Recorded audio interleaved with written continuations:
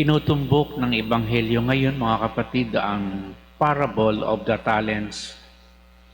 Nang ibig sabihin sa prinsipyo ng pagiging mabuting katiwala o good steward or stewardship, sinasabi lang ng Panginoon na tayong lahat ay pinagkatiwalaan niya ng mga talento, whether they are natural talents, human talents, or spiritual talent.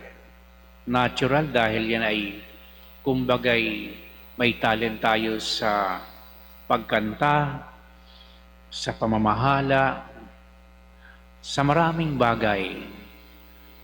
Pero meron din tinatawag na supernatural talent, yung talent na bunga ng pananampalataya natin. The capacity to love and love to the fullest. Yun ang pinakamamagi't na talent.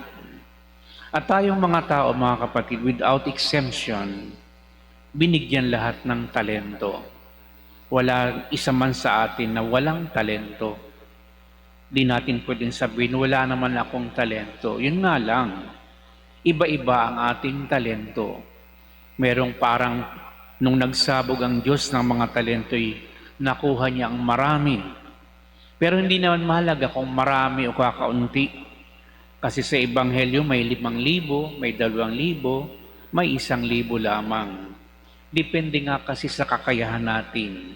Ibibigay sa atin ng Diyos ang talento, depende sa ating kakayahan.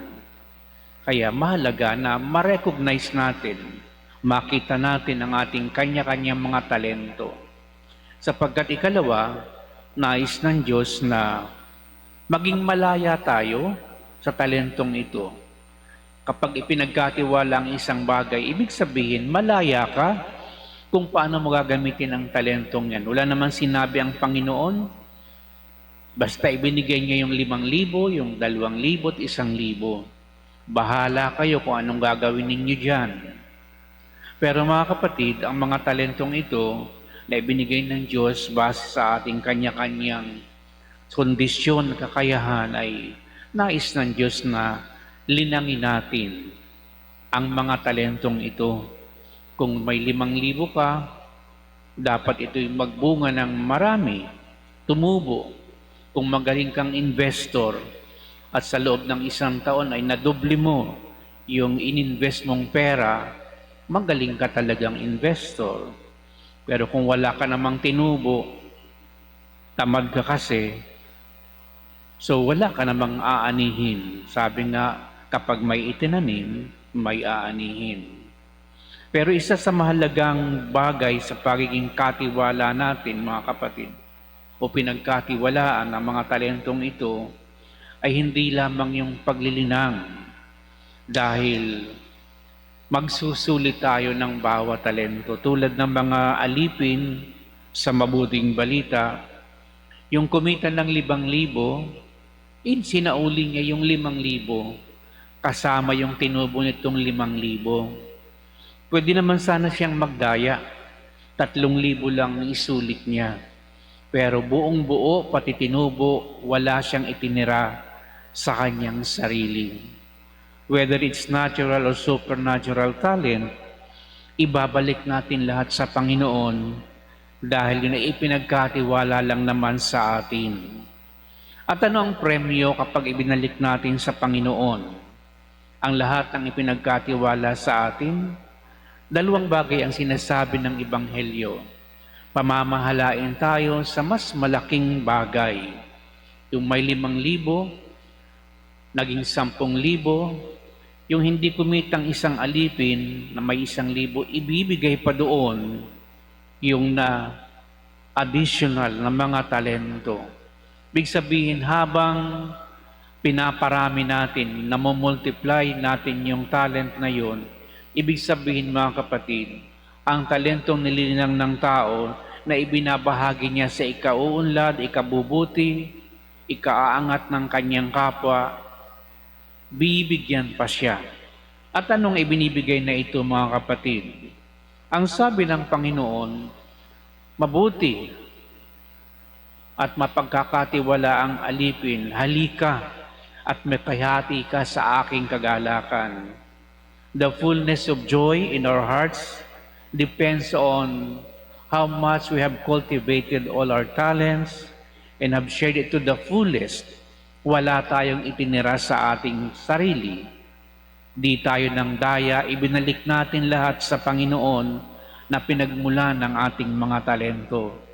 Yun ang sikreto ng kagalakan ng mga taong napagkakatiwalaan ng iba't ibang mga talento. Kung ikaw ay binigyan ng talentong magpatawa, magpasaya ng mga tao, doon mo ginugol ang iyong buhay upang marami kang mapasayang tao at mapagaan ang kanilang buhay at kalooban, ikaw ay ibabalik sa iyo ng Panginoon ang kagalakan, yung fulfillment ng pagbabahagi ng iyong mga talento. Kaya walang talentong nasasayang kapag ito'y ibinabahagi, lalo lamang itong dumadami, nagmumultiply. Pero kawawa itong isang alipin na 1,000 na nga lamang yung ibinigay sa kanya, ibinaon pa niya sa lupa, walang tinubo. Kaya ang sabi ng Panginoon, masama at hindi mapagkakatiwala ang alipin. Kunin sa kanya. Kaya tama yung sinasabi, kapag hindi mo dinevelop yung talent mo, kung magaling ka mang kumanta, di mo naman hinahasa ang talento mo, unti-unti mawawala ito. Pero habang hinahasa mo ang iyong mga talento, lalo kang gagaling.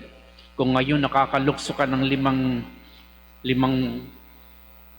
o 2 metro, sa susunod baka 3 metro na ang malukso mo kung ikaw ay isang atleta dahil ikaw ay hinahasa mo ang mga talentong ibinigay sa iyo ng Panginoon.